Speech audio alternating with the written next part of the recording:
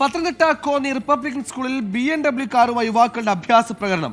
10ാം class വിദ്യാർത്ഥിയുടെ യാത്രയപ്പ് ആഘോഷങ്ങൾക്കിടെയാണ് സംഭവം. വിദ്യാർത്ഥികൾ 2000 രൂപ നൽകി വണ്ടി വിളിച്ചു വരുത്തിയെന്നാണ് പോലീസ് അറിയിക്കുന്നത്.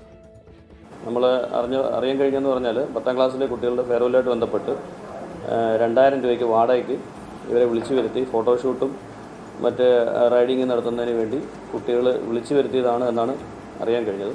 കാറ് കസ്റ്റഡിയിലെടുത്തിട്ടുണ്ട്. 2 പ്രതികളെയും കസ്റ്റഡിയിലെടുത്തു. കേസ് രജിസ്റ്റർ ചെയ്തിട്ടുണ്ട്.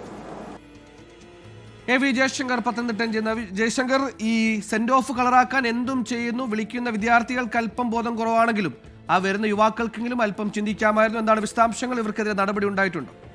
അതായത് സുഹേൽ, ഈ വിദ്യാർത്ഥികൾ 10ാം ക്ലാസ് വിദ്യാർത്ഥികൾ സെൻഡ് ഓഫ് കളറാക്കാൻ വേണ്ടിയാണ് ഇത്തരത്തിൽ BMW വാഹനം സ്കൂളിലേക്ക് വിളിച്ചു വരുത്തിയത്.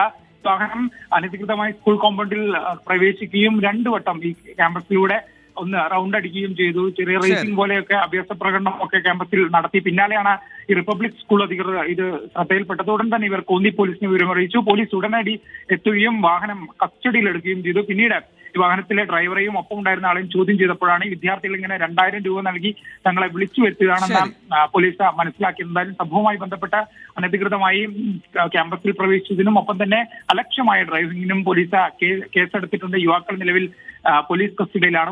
വിജയശങ്കറാണ് വിശദാംശങ്ങൾ നൽകിയത്. ഇതൊരു മുന്നറിയിപ്പായി കണ്ട് ആരെങ്കിലും സെൻഡ് ഓഫ് കളറാക്കാൻ ഉദ്ദേശിക്കുന്നുണ്ടെങ്കിൽ അതിൽ നിന്ന് പിന്മാറണം.